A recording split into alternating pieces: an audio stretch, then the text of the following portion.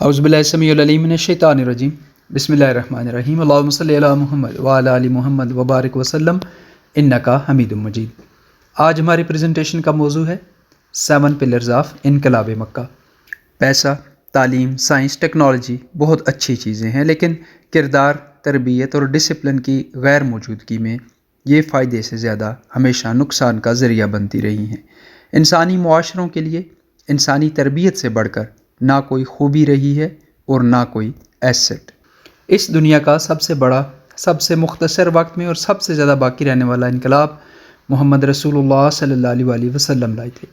یہ انقلاب اتنا بڑا تھا کہ اس کی حکومت نصف صدی سے زائد عرصہ تک اس دنیا کی لیڈر رہی، اور اس کے بعد بھی ایشیا اور یورپ میں مختلف ڈائنیسٹیز کی صورت میں موجود رہی۔ نبی رحمت رسول اللہ صلی اللہ علیہ وسلم پر وحی 610 عیسوی میں شروع ہوئی اور 640 عیسوی تک حضرت عمر رضی اللہ تعالیٰ عنہ اس عظیم سلطنت کی بنیاد رکھ چکے تھے، یعنی محض 30 سال میں۔ اور آج سن 2022 میں دنیا کے نقشے پر 50 سے زائد اسلامی ممالک میں موجود مسلمز، اور شاید ہی دنیا میں کوئی ایسا خطہ ہو جہاں مسلم موجود نہ ہوں یا اسلام کی چھاپ نہ ہو، الحمدللہ۔ تو اتنا بڑا، اتنا لانگ لاسٹنگ انقلاب اتنے کم وقت میں لانا ایک معجزہ ہے، اور ذیل میں جو 7 فیکٹرز ڈسکس کیے جا رہے ہیں وہ اس انقلاب کی بنیاد بنے تھے۔ ان فیکٹرز کو سمجھنا اس لیے بھی ضروری ہے کہ ہم اپنی سوسائٹی کو اس کی موجودہ مظلوم حالت سے نکال کر انہی فیکٹرز کی مدد سے کامیاب ہو سکتے ہیں، اور دعا ہے کہ یہ پریزنٹیشن اس ڈسکشن کا نقطۂ آغاز بنے انشاءاللہ۔ اس مشن کو اسائن اللہ تعالیٰ نے کیا تھا، اس کو لیڈ نبی رحمت رسول اللہ صلی اللہ علیہ وسلم کر رہے تھے۔ اس کے لیے دنیا کی بہترین ٹیم تشکیل دی گئی تھی، اور پھر معاشرے کی کمال کی تربیت کی گئی۔ معاشرے میں مساوات قائم کی گئی، مثبت تعمیری اکانومی تعمیر کی گئی، اور اس طرح سے وہ سسٹم وجود میں آیا جو اس انقلاب کا سبب بنا۔ اس انقلاب کا پہلا پلر ڈیوائن مشن تھا۔ اس انقلاب کی بنیاد زندگی کا پرپز یا مقصد تھا۔ انسان اور اللہ کی پہچان سے شروع ہونے والا یہ پرپز توحید، رسالت اور آخرت کے پلرز پر کھڑا ہے۔ توحید کا اظہار اطاعت الہی بذریعہ عبادات، سنت کا اظہار پوری زندگی گزارنے کے اصول، اور آخرت کا اظہار سلامتی اور منفعت کی زندگی گزارنے پر ہے، اور یہ بنیاد ہے جس پر اللہ نے اس مشن کی عمارت کھڑی کی۔ دنیا کے اس سب سے کارگر انقلاب کا نصاب، زندگی کا نصاب قرآن حکیم اور نبی رحمت کی ذات تھی، اور نبی کے وصال کے بعد قرآن اور رسول اللہ صلی اللہ علیہ وسلم کی سنت، اور یہ وہ مکمل نظام حیات ہے جس نے انسانی زندگی کے کسی پہلو کو تشنا نہیں چھوڑا۔ تقویٰ کا مطلب ہے یہ سارے کام جو پرپز اور نصاب میں دیے گئے، ان کو اللہ کو حاضر ناظر جان کر پورا کرنا۔ دنیا کا کوئی بھی نظام انسان کو پرفیکٹلی مانیٹر نہیں کر سکتا، جبکہ اللہ جو ہمارے دلوں کے حال اور خیالات سے واقف ہے۔ تقویٰ انسان کو دنیا کے تمام قوانین اور ضابطوں سے آزاد کر دیتا ہے، کیونکہ اللہ خود دیکھ رہا ہے۔ انسان کی عظمت اور خلافت کا تعلق اللہ نے عقل سے جوڑا۔ انسان کی فضیلت کا واقعہ جہاں چند دنیاوی چیزوں کے نام جو فرشتوں کو معلوم نہ تھے وہ حضرت آدم نے بیان کیے تھے اور عقل کی بنیاد پر بیان کیے تھے۔ پھر نبی رحمت رسول اللہ صلی اللہ علیہ وسلم کی دعا تھی، ربی زدنی علما، اے رب میرے علم میں اضافہ فرما۔ اسی طرح قرآن تدبرون، تفکرون، تاکلون کی بار بار دعوت دیتا ہے۔ انسان فکر اور تدبر سے اشرف المخلوقات ہے۔ فکر سے مسلم مفکر بابائے فزکس، کیمسٹری، بایولوجی اور بابائے ریاضی ہوئے۔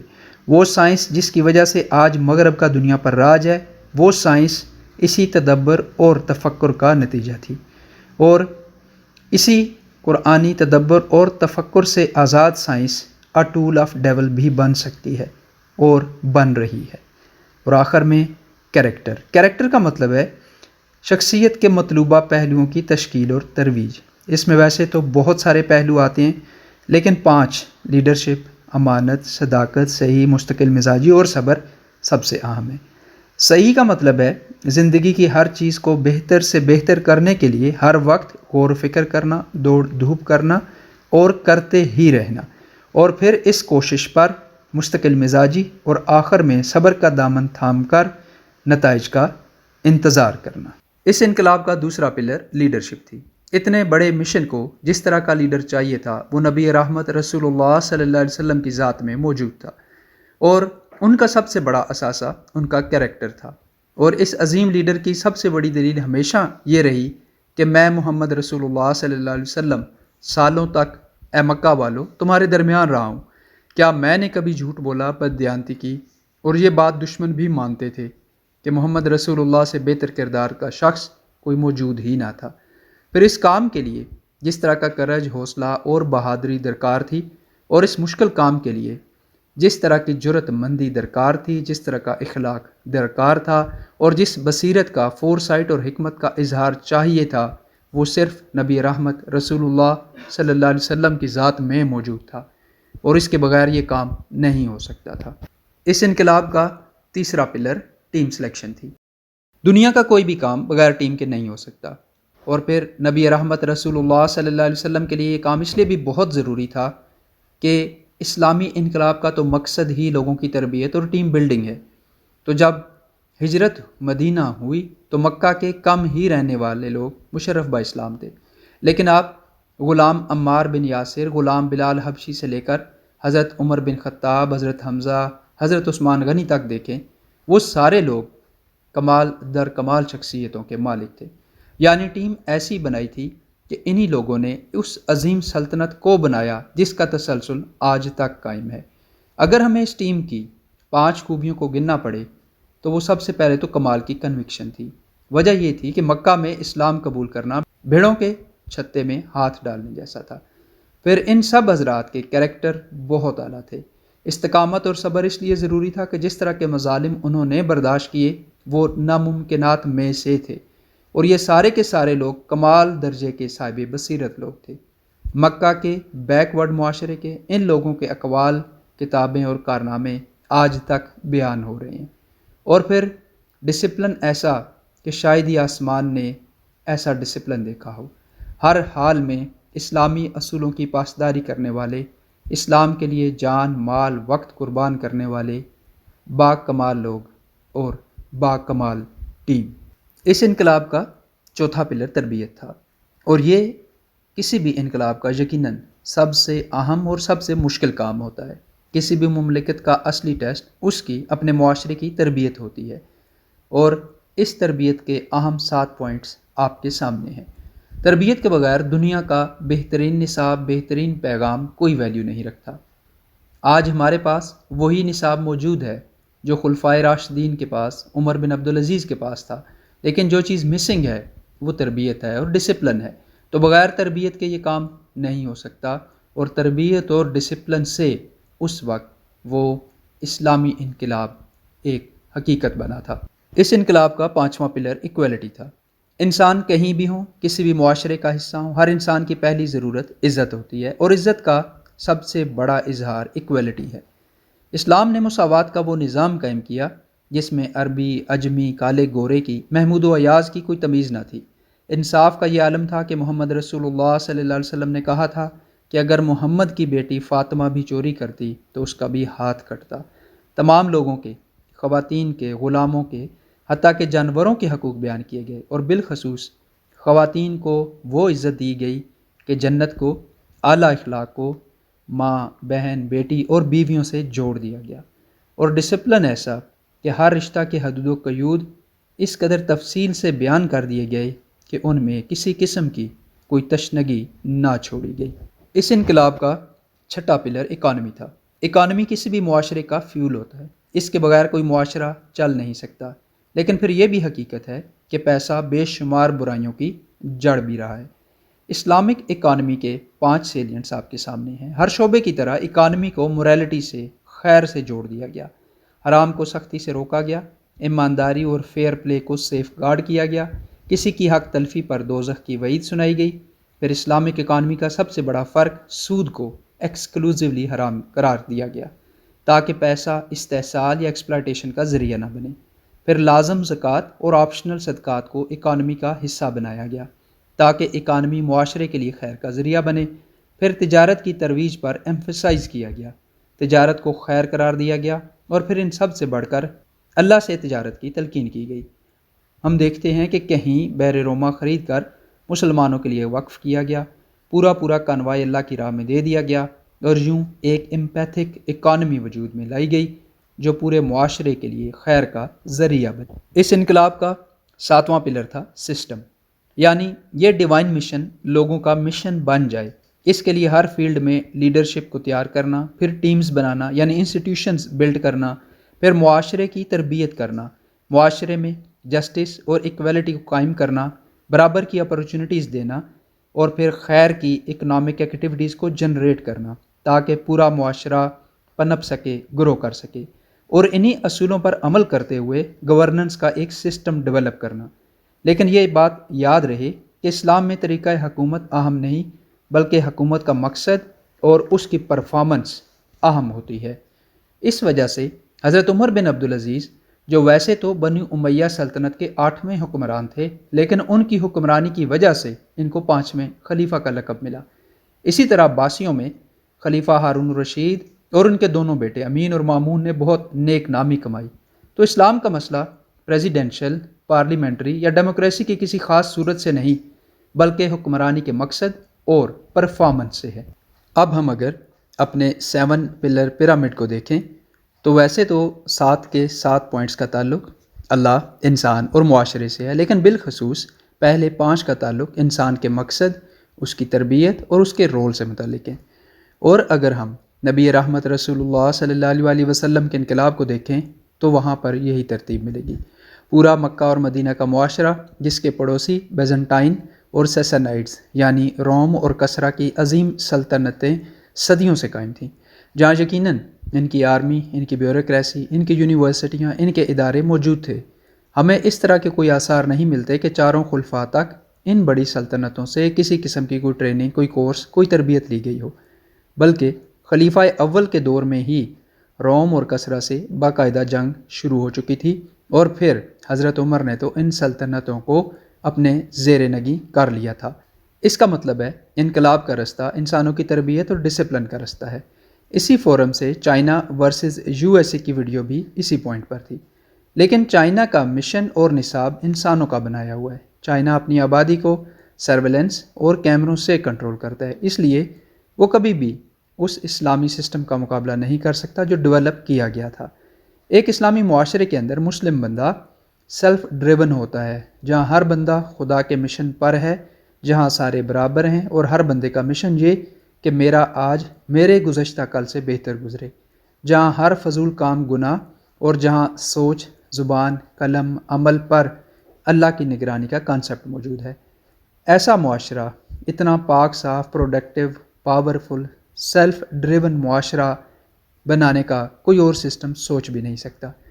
لیکن اگر آج ہم اپنے آپ کو دیکھیں کہ ہم کہاں کھڑے ہیں، آج کتنے لوگوں کو اپنے مشن کا پتہ ہے، کتنے لوگوں کو اپنے پرپز، نصاب کا پتہ ہے، کتنے لوگ عبادات اور ڈسپلن کے اس معیار پر پورے اترتے ہیں۔ لیڈرشپ کی تو بات ہی نہ کریں۔ معاشرے کے سب سے کرپٹ عناصر ہمارے سروں پر مسلط ہیں۔ ٹیم یا انسٹیٹیوشن بلڈنگ کی کیا حالت ہے؟ اکثر ادارے ملک پر، اس کے وسائل پر ایک بوجھ سے زیادہ کچھ بھی نہیں۔ تعلیم و تربیت ایک بزنس ہے۔ تعلیمی ادارے نمبر دلوانے کے پیسے لے رہے ہیں، اور ڈگریاں نوکری کا ذریعہ ہیں، اور پروفیشنل ڈگریز پیسے کمانے کا۔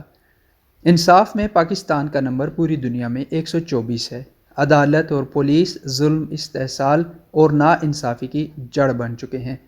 اکانومی سود، چور بازاری، لوٹ مار، ذخیرہ اندوزی اور استحصال کا ذریعہ ہے۔ یہ اکانومی نہیں، مافیاز کا ایک گٹھ جوڑ ہے، اور سسٹم چوروں، ڈاکوؤں، منی لانڈررز کا غلام، ان کا محافظ اور ان کی لوٹ مار کا ایک ٹول بنا ہوا ہے۔ تو یہ ملک ان 7 پیرامڈ پلرز کو ٹھیک کیے بغیر کیسے ٹھیک ہو سکتا ہے؟ ہم بہت خوش قسمت لوگ ہیں کہ ہمارا مشن انٹیکٹ ہے، ہمارے قرآن کا ایک ایک لفظ محفوظ ہے، نبی رحمت رسول اللہ صلی اللہ علیہ وسلم کی زندگی کا ایک ایک پل محفوظ ہے، پھر اس نبی رحمت کی ٹیم یعنی خلفائے راشدین کا نمونہ موجود ہے۔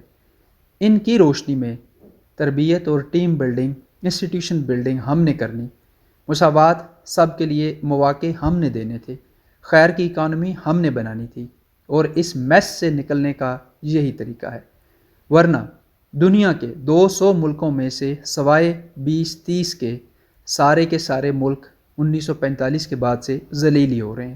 اور کنکلوژن کے آخری 7 پوائنٹ، اللہ نے قرآن میں انسان کو احسن التقویم اور اسفل السافلین کہا ہے۔